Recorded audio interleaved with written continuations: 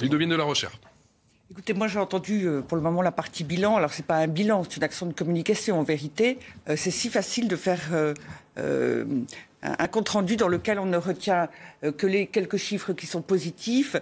Pour ce qui est négatif, on parle des moyens. Par exemple, typiquement sur la question de la sécurité où c'est catastrophique, il a évoqué les tentatives qui avaient été faites pour renforcer les pouvoirs de police avec le vote de loi sur le sujet du terrorisme, etc. Mais les résultats ne sont pas là, évidemment. Et les Français le savent. C'est un bilan qui est extrêmement tronqué. Et si on reprend en vérité les chiffres de l'économie, la France a continué à baisser en termes de niveau. Nous sommes aujourd'hui seulement le 23e pays en richesse par habitant. Nous avons 14,7 millions, 14,7% de Français qui sont sous le seuil de pauvreté. Nous avons, en termes d'éducation, le niveau de la France a continué à baisser malgré des dépenses encore plus importantes. Du point de vue de la natalité a continué à baisser. Une chute de la fécondité, on est à 1,83 enfants par femme. Et qui dit chute de la natalité en continu, et les chiffres sont vraiment impressionnants, dit immense difficulté pour les retraites à venir. Et la réforme qu'il envisage sera insuffisante puisqu'il n'a absolument rien fait, mais rien fait, bien au contraire, en termes de politique familiale. J'ai évoqué la sécurité, l'immigration, etc. Pardon, mais le bilan, il n'est pas du tout encourageant. Et de même pour les emplois, évidemment, il y a eu un grand plan formation qui a sorti des chiffres du chômage, 1 million de personnes qui sont en formation. Et ce grand plan a été annoncé et puis lancé sur les début 2022 que Emmanuel Macron emploie, parce que moi je pense que c'est une grande part de son habileté, c'est d'employer des mots qui résonne, et vraiment là-dessus il est très talentueux, qui résonne aux oreilles des uns comme des autres, chacun l'entend dans le sens qui est le sien, et là-dessus il sait envoyer exactement les signaux qu'il faut. Je me rappelle que le lendemain de l'incendie de Notre-Dame de Paris, le lendemain, pas le jour même, il a fait un discours très consensuel, banal, rien d'extraordinaire, enfin les mots qu'il fallait avoir, j'allais dire, et quand même c'était Notre-Dame de Paris, mais il a voulu rester laïque. Et ce qu'il a fait, c'est que à la toute fin du message, il a simplement dit « nous restons dans l'espérance ». Et donc pour tous les catholiques, c'était un terme, les autres ne le savent pas, c'est un terme très particulier au christianisme. Et donc, pour certains, ça résonnait sans que les autres ne s'en rendent compte. Et c'est là, alors il fait preuve d'une grande culture aussi. C'est pour cela qu'il peut jouer avec les mots. Mais il a un talent, alors qui pour moi en fait un grand illusionniste. Il berce d'illusions les uns et les autres. Je suis entièrement d'accord. La force d'Emmanuel Macron, c'est sa rhétorique. Moi, je voudrais quand même rappeler que quand il a pris le pouvoir, Emmanuel Macron, pendant plusieurs semaines, avait envisagé en 2017 de changer toutes les têtes de la haute administration, comme on le fait aux États-Unis. Et puis finalement, il ne l'a pas fait, mais il y avait spoil system, exactement. Il y a une autre manière de le faire dans ce cas-là, c'est en effet d'aller chercher à l'extérieur des compétences qui peuvent être complémentaires, mais qui peuvent en fait aussi recouper celles de nos hauts fonctionnaires qui sont quand même de très haut niveau. Et par ailleurs, on pouvait se dire sur certains sujets, la crise sanitaire, il y a eu une crise massive avec et effectivement des compétences qui n'étaient peut-être pas là disponibles tout de suite, mais en vérité, il a aussi augmenté le nombre de personnes de la fonction publique de 120 000.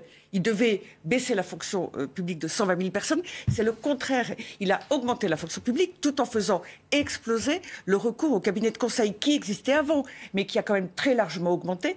Et je pense en effet, et je vous rejoins, avec toute une mentalité qui n'est pas forcément d'ailleurs uniquement négative, qui est celle du privé, qui peut être extraordinairement efficace. Enfin, il vaut mieux réformer, faire évoluer et ne pas faire exploser les coûts comme il le grand illusionniste. Emmanuel Macron, tout à l'heure, a quand même eu le culot de parler du grand âge et de la dépendance avec des trémolos dans la voix et tout ce qu'il faudrait faire. Il a quand même reporté 2 fois et finalement reporté sine die le projet de loi grand âge et dépendance, premièrement. Deuxièmement, il a très légèrement augmenté avec le Grenelle de la santé le salaire des soignants, mais ça restait extrêmement modeste. Et il faut aussi savoir que le manque de lits de réanimation, c'est tous les hivers depuis des années. Ça n'est pas propre à la crise sanitaire, mais c'est vrai que ça s'est poursuivi. Amplifié. Il y avait le numerus clausus pour les médecins, il a appelé ça maintenant apertus clausus. Mais il est toujours extrêmement restreint et on voit des jeunes très bosseurs, très doués. J'en ai vu ces dernières années qui ont été recalés, qui ne seront pas médecins, alors qu'aujourd'hui, mais même en région parisienne, il est difficile de trouver un ophtalmologue, un gynécologue, un pédiatre, etc.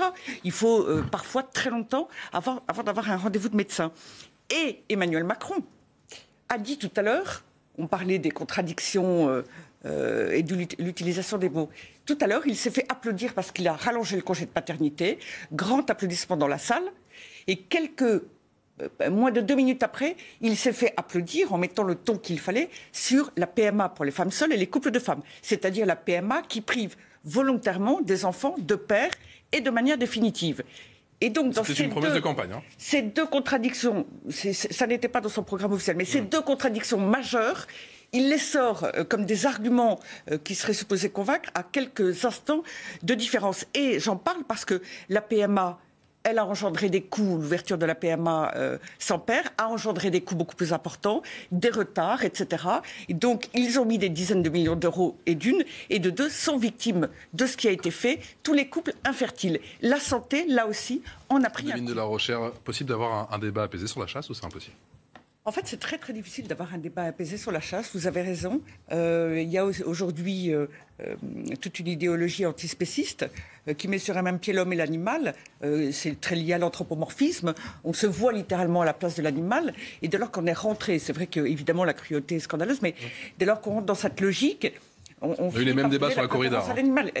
Oui, il y a les mêmes débats sur la corrida et on finirait par en donner la préférence à l'animal. J'aimerais bien que Yannick Jadot, qui a priori d'ailleurs été très peu applaudi, d'abord je note qu'il est pour les interdits, les interdits. Et par ailleurs, il a expliqué qu'il était favorable à la vie. J'aimerais bien l'entendre sur un certain nombre d'autres sujets qui concernent la vie humaine. Et là, je suis curieuse de savoir s'il serait aussi prolixe et aussi poète. Plein de contradictions. Les écologistes. La société française a-t-elle évolué? Vous dites deux minorités. Quand même, la chasse, excusez-moi, c'est 1 million de permis de chasse, mais autour de cela, des familles et des. Mais c'est toujours des familles, des cousins. Chaque problème de minorité, évidemment, ça finit par concerner tout le monde, parce qu'on est tous quelqu'un qui connaît quelqu'un qui connaît quelqu'un. Ce que je voulais dire simplement, c'est que ça correspond quand même à un certain mode de vie et qui est issu d'ailleurs de toute notre histoire. Mais ce que je voulais dire par là, et c'est pas parce que c'est une tradition que c'est bien, c'est pas le sujet, une tradition, elle peut changer. C'est pas un argument. En revanche, vous parliez de minorité, les anti-chasses, c'est un phénomène nouveau qui n'est pas né complètement par hasard et dont je pense qu'il est, alors là, ultra minoritaire. Et puis il a une autre particularité, c'est qu'il est très violent aussi. Vous voyez les attaques contre les bouchers qui sont traités d'assassins et vous voyez ce genre d'intervention ultra agressive. Alors évidemment, le débat est très très difficile. Et puis, alors il y a une autre difficulté. Et quand on interroge les Français et pas seulement les anti-chasses, ils sont majoritairement contre la chasse. Bon, tout dépend comment vous posez la question, vous le savez bien, cher Patrice. Mais il y a pour moi une autre difficulté, c'est qu'en tout cas avec Emmanuel Macron, quand il y a eu des conventions citoyennes, des États généraux, on sait qu'en réalité, ou la Convention climat, là c'est de la com et c'est bidon. À la fin des fins, le compte-rendu et le bilan, on le met gentiment sous le tapis. Sans parler des cahiers de doléances des Gilets jaunes qu'on a perdus. On les a perdus. L'État les a perdus, les a égarés. Emmanuel Macron, c'était, et c'est toujours en direct effectivement du côté de la U-Arena, à la Défense, parlait de l'augmentation du pouvoir d'achat pendant son quinquennat. Les 3/4 des Français disent que le pouvoir d'achat s'est réduit ces 5 dernières années, c'est en tout cas leur ressenti. Il est confronté à la réalité. Il est confronté au ressenti du président. Alors, c'était peut-être du ressenti à l'origine, mais ça fait de longues années, en effet, qu'il y a cette impression. Il y a beaucoup de personnes qui ont toujours dit le passage à l'euro, il y a déjà un certain temps, a fait beaucoup augmenter les prix. Et l'INSEE a toujours prouvé que non. Mystère sur la vérité et la réalité de ce que ça a été. En tout cas, il y a ce ressenti. Et puis là, il y a la hausse du prix de l'énergie qui impacte sur les ménages, mais aussi, et d'abord, en fait, sur les entreprises et les sociétés. Donc, les coûts. Et puis, rappelons-le, le drapeau ukrainien qui est bleu et jaune représente les champs de blé et le ciel. Et nous avons une partie très importante de la production de blé dont nous avons besoin, bien sûr, dans un très grand nombre de produits alimentaires, qui va, si la récolte ne se fait pas normalement d'ici quelques semaines, il y a quelques semaines encore, on va aussi avoir un problème d'augmentation importante et peut-être, hélas, de et les Russes sont aussi des gros producteurs de blé. Et sachant que non seulement la guerre peut empêcher la récolte, mais en plus, il y a la problématique du carburant pour les agriculteurs ukrainiens. Ça, c'est pour les mesures de court terme, notamment avec... Mais qui augmenteront l'inflation. Parce que l'Union européenne aussi n'a pas été concentrée sur des objectifs effectivement urgents, puissants, importants, et je ne pense qu'elle ne l'est pas encore, c'est qu'elle est aussi très consacrée au sujet de société. C'est-à-dire que l'Europe, et ça ne fait pas partie de ses compétences, le Parlement européen en particulier, dans tous ses rapports d'initiative, nous met et fait avancer des revendications de l'ultraminorité LGBTIQ+, et ils y passent beaucoup de temps. Et même là, dans la présidence française de l'Union européenne, dans la PFUE, il faut savoir qu'à l'agenda a été inscrit par Emmanuel Macron un projet dit de reconnaissance mutuelle pour reconnaître les filiations d'attention des enfants nés de GPA dans tous les États membres de l'Union européenne. Voilà, aujourd'hui même, ce à quoi passent une partie de leur temps les élus et les fonctionnaires européens. Et voilà, j'ai saisi l'occasion pour le dire. Et je pense vraiment que cela manque, cette énergie, ce temps et ces budgets, ce sont aussi des budgets très importants déversés aux organisations, aux associations militantes, et cela prend sur un temps qui aurait dû être consacré, qui doit l'être à autre chose. D'abord, effectivement, on a l'impression qu'on élit un président et en fait, il a la majorité absolue à cause du quinquennat d'une part, et d'autre part, il n'y a pas de proportionnel du tout au Parlement, et donc il y a, et ça suscite une très grande défiance, des partis qui représentent une part importante de l'électorat qui n'ont pas de députés. Ça détourne et ça écœure de la politique. Néanmoins, sur tout le long de cette campagne, il y a quand même eu, dans les premiers mois de la campagne, de vrais débats sur des sujets majeurs, des débats avec une vision sur la France et de l'avenir de la France. Et c'est malheureusement dans le second temps, sans doute avec le contexte de la guerre en Ukraine, et puis l'annonce officielle de la candidature très tardive d'Emmanuel Macron, et là il a une responsabilité, ça c'est très regrettable. La fin de la campagne est moins intéressante. Allez, vous devinez de la recherche, vous avez le sentiment que cette année ce sera un vote d'adhésion ou un vote de protestation, ce vote Marine Le Pen? Je pense qu'il y aura véritablement des deux. Il y a quand même un antimacronisme qui est très fort en France. On arrive à mesurer aujourd'hui? On l'a vu à travers les crises successives du quinquennat, en fait. C'est un quinquennat qui est allé de crise en crise. Le bilan de ce quinquennat, si on le regarde de manière factuelle, y compris sur le plan économique, dont on nous dit qu'il est formidable, mais en fait, il est effarant. La France n'a fait que continuer à chuter sur tous les critères économiques. Et d'ailleurs, il est fortement à craindre que si Emmanuel Macron est réélu, qu'il y ait des contestations. On a tout de même aujourd'hui une très large majorité de la France qui est à droite. On a un bloc de droite, dite droite de la droite, qui est de presque 40%. Vous ajoutez à cela la droite plus modérée. Si Emmanuel Macron est élu, il y a quand même une très grande contradiction entre l'opinion publique et le résultat des urnes dans ce cas-là. Et là, on peut craindre, en effet, des difficultés dans le pays.